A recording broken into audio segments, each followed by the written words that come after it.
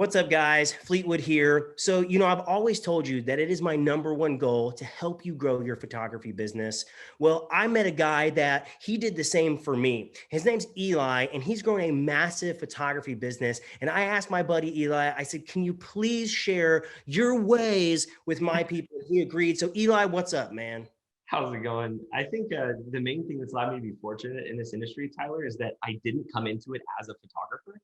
And the reason I think that helped me is because I didn't have all these preconceptions about how my business should be. And so because of that, I did things a lot differently. And it's allowed me to grow a pretty significant business in the real estate photo industry. So we put together a training, as Tyler said, it's about an hour long, and it will kind of teach you the roadmap of what I did. So how I started, why I did things differently, what that looks like, and how it resulted in me growing my business. And if you're already a photographer, you've been a professional photographer for a while, it'll help. But even if you're brand new, I highly encourage you to check it out. It'll kind of give you a roadmap.